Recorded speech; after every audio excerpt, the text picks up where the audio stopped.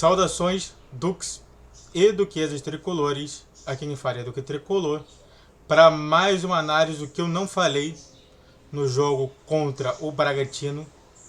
Então sente no sofá ou na poltrona, deite na cama, relaxe, me escute e entre no meu divã.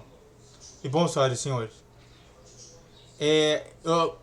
como você sabe, né, como que é a estrutura do que eu não falei? É sobre jogadores que eu não falei durante toda ali, porque eu só faço muito geral.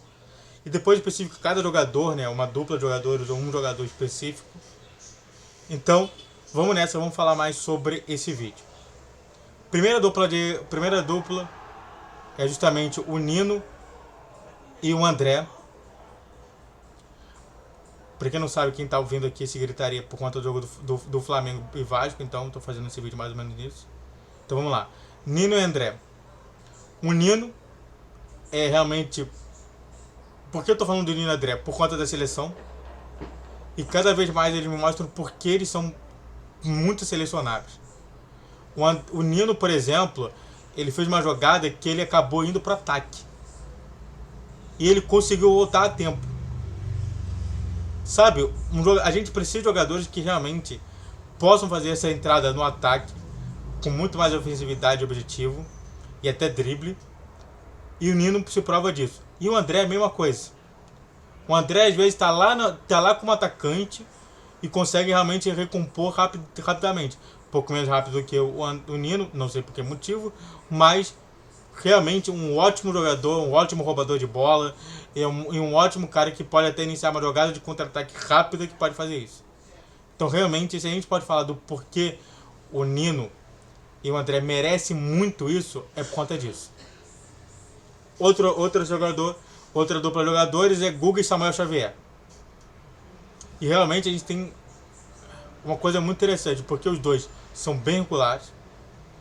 O Guga, que inicialmente foi contratado para ser um reserva do Samuel Xavier e é improvisado na outra lateral, tá jogando até bem.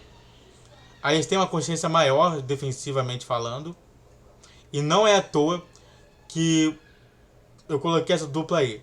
É uma dupla de laterais que, quando chegaram pro Fluminense, chegaram até de forma esquisita. O Samuel Xavier como reserva do Ceará, que também estava doido para ser rebaixado. O Guga, que chegou sendo um reserva que quase não é utilizado pelo Atlético Mineiro e que hoje tem sua função, ou seja, é entender que às vezes o jogador demora muito para entender o que ele tem que fazer dentro de campo. E de fato, os dois estão entendendo e estão entendendo muito mais que precisam muito estar no ataque, pela falta de velocidade nas laterais. Então, parabéns. O outro é justamente aqueles que está realmente mais jogando a bola e que realmente está ditando o que é o time, que é o Ganso e o Fábio. O Fábio, que diversas vezes tem que fazer algum lance um pouquinho mais difícil, até mesmo para ele, por ser um goleiro, quer dizer. E de fato, muitas das vezes é dele que sai o lance para o gol de algum jogador. Então olha só como que é tão igual como, por exemplo, o próprio Ganso. A diferença é que o Fábio está fazendo esse lance de início. E o Ganso está fazendo esse lance quase final. Para chegar numa lance de gol ou até mesmo final. Que pode ser ele próprio fazendo o gol. Então sim, vocês viram, por exemplo, vocês perceberam que todo lance aconteceu porque o Fábio fez tal coisa, aconteceu uma outra tal coisa, que acabou indo pro Ganso e fazendo gol. Olha só como que é isso. É disso que eu quero. É essa a proposta que eu quero. E essa proposta que eu apoiei dentro do Fluminense. Antes de a gente falar mais sobre esse tema, esse vídeo, faça tudo que a gente tem aqui, se inscreve no canal, faça o trilho para você que curte, comente, compartilhe. Redes sociais de desse vídeo, todos os dias 10, 12 e 20 horas. Pix na tela para não qualquer valor. E vamos falar mais sobre Fluminense. A outra parte é justamente do Cano e a torcida. A torcida até chegou a gritar o nome de Cano. E realmente é o seguinte: a torcida está pedindo muito pro Cano voltar a fazer gol. E o Cano está querendo muito fazer gol. Mas agora, não adianta fazer assim, a gente vai parar tudo aqui, vamos parar a construção da nossa jogada inteira para tentar tocar pro cano. Você sabe, me parece que sempre quando tocam pro cano é muito precoce. Que era para ter feito mais uma outra jogada para entrar pro cano fazer o gol.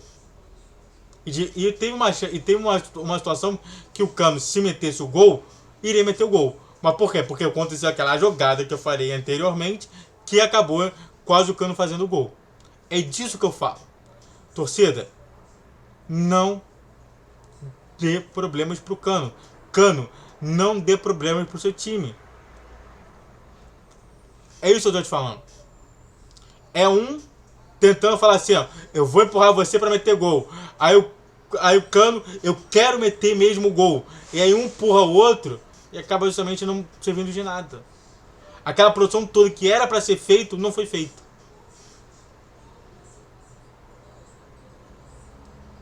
Martinelli e Lima, que são dois jogadores que foram contestados durante o jogo inteiro.